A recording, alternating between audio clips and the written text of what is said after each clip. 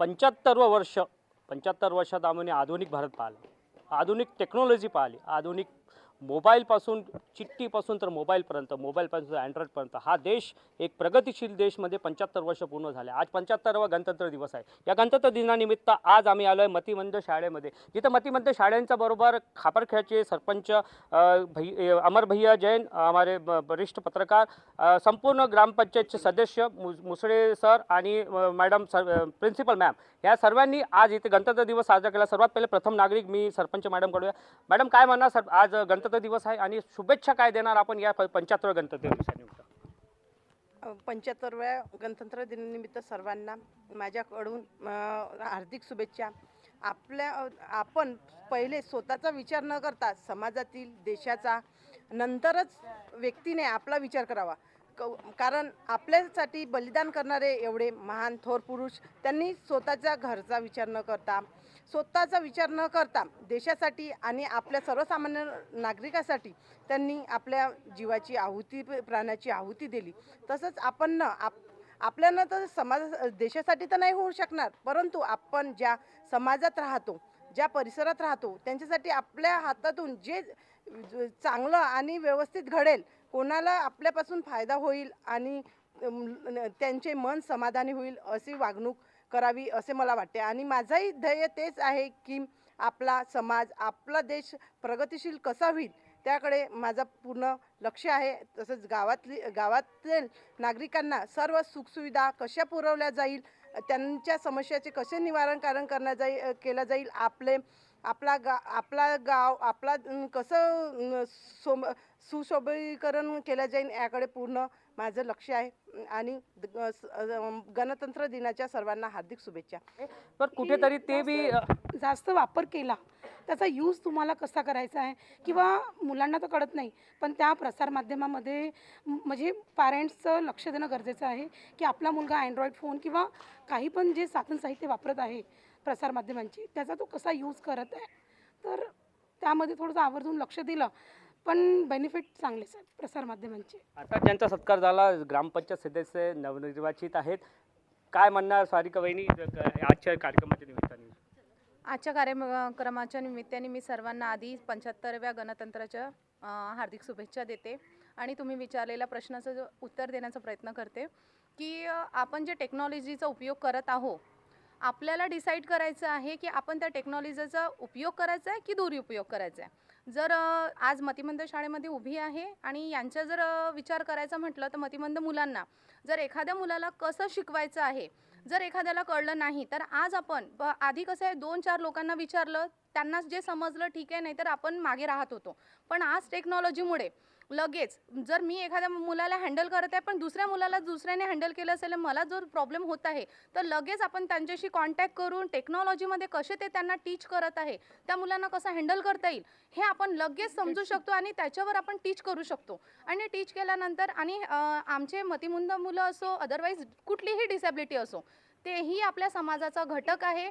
Normal मुलांसारखे तेही आमचेच मुलं आहे आणि त्यांनीही आपलं भारताचं किंवा आपलं भविष्य आहे. मग आपले मुलं जे नॉर्मल मुलं असतात ते जेव्हा टेक्नॉलॉजीचा उपयोग करत आहे तर आमचे मुलं का नाही करू शकत? आमचेही मुलं करू शकतात आणि त्यांना कसं करून घ्यायचं आहे ते आमची रिस्पॉन्सिबिलिटी आहे.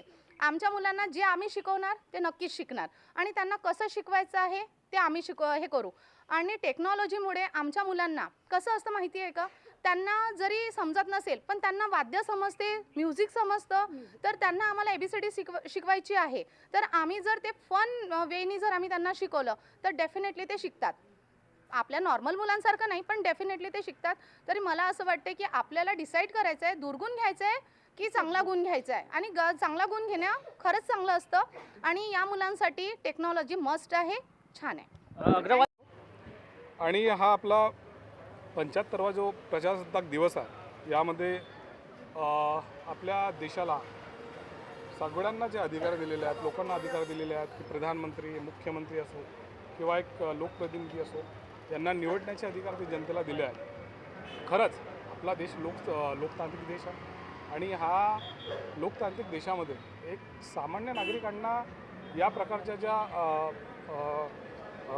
काय म्हणतात म्हणजे अधिकार दिलेले आहेत, लोकांना निवडून देण्याचं हे आपल्यासाठी खूप महत्त्वाची गोष्ट आहे. आपल्या देशाला स्वतंत्र करण्यासाठी विविध आमचे जे ज्यांनी बलिदान दिलेलं आहे, जसं भगतसिंग असो किंवा आमचे संविधान बनवणारे डॉक्टर बाबासाहेब आंबेडकर, महात्मा गांधीजी यांच्या प्रयत्नातून आज आपला जो भारत आहे हा एक विकासाच्या मार्गांकडे आपला भारत चाललेला आहे. आणि खरंच आपला देश हा एक पूर्ण वर्ल्डमधून एक नंबर 1 देश व्हावा यासाठी आपल्या देशाचे प्रधानमंत्री, आपल्या प्रत्येक वेगळ्या वेगळ्या स्टेटचे मुख्यमंत्रीसुद्धा प्रयत्न करत आहेत. आणि खरंच मी सगळ्या देशवासियांना 26 जानेवारी 2024 व 75व्या प्रजासत्ताक दिनानिमित्त शुभकामनाही देतो. आणि परत आपल्या देशामध्ये हा दिवसाला एक वेगळं स्थान आहे. जसं की आपल्या दिल्लीमध्ये एक वेगवेगळ्या स्टेटच्या परेड्स होतात, त्यामध्ये आपल्या स्टेटचे लोक आपल्या आपल्या हिशोबाने आपले खेळ असो किंवा आपल्या इथलं एक नवीन कर्तृत्व असं असे दाखवतात.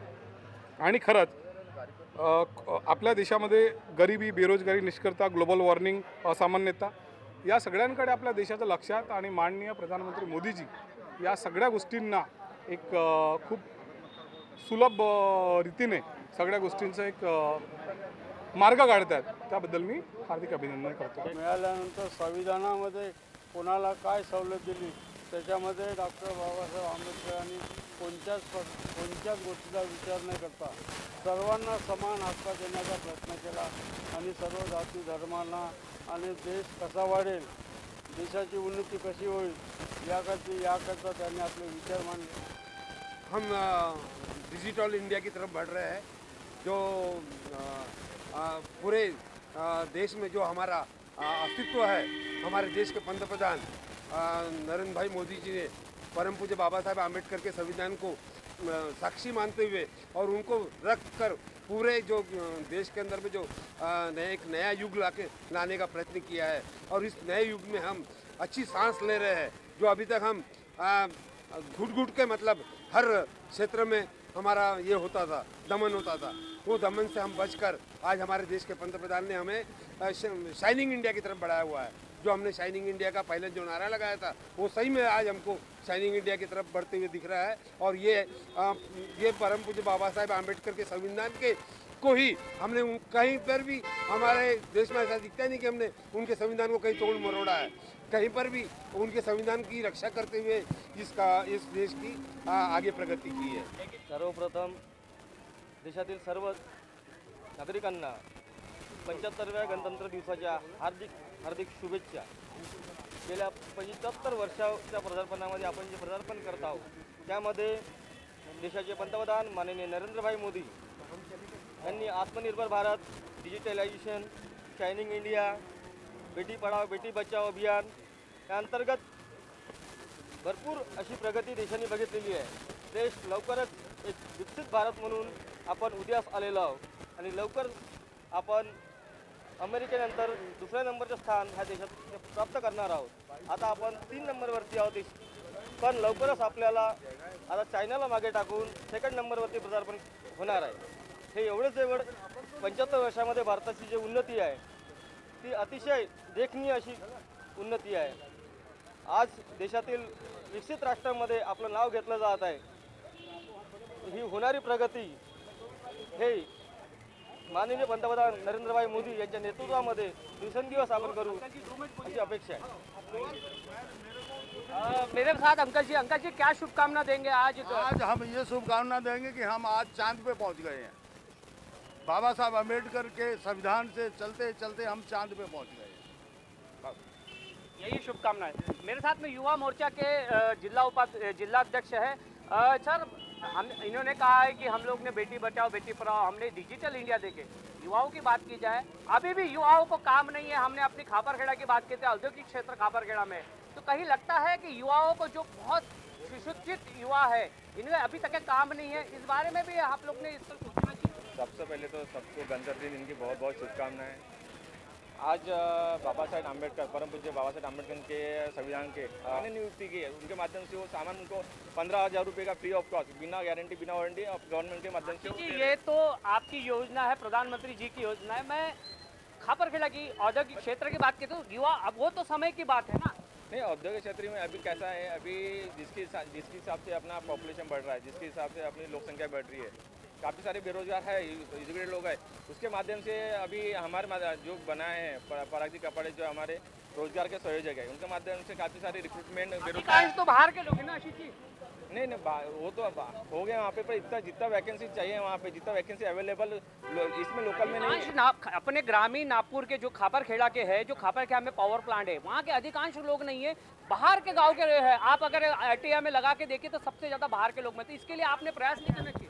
नहीं, यहाँ पे लगातार हमारा जो यहाँ के सीजन साहब से, हमारे जो आदरणीय बावनकुड़े साहब हैं, उनको डायरेक्ट हमारा कंटिन्यूसली हमको हमारा चल रहा है यहाँ की सर, हमारे जो गांव के जो लोग बेकार जो बेरोजगार लोग हैं, जो एजुकेटेड लोग हैं, जिनका आईटीआई हुआ है, जिनका इंजीनियरिंग हुआ है, उनके लिए आपको कुछ करना चाहिए। उनने हमको आश्वासन दिया है कि आने वाले समय में 660 कोराडी में जो प्लांट आने वाले वहाँ पे तुम्हारा जो भी अपने बेरोजगार लोग, उनको मैं आश्वासन देता हूँ कि हम तुम्हारे माध्यम से वहाँ पे कुछ लोग वहाँ पे जरूर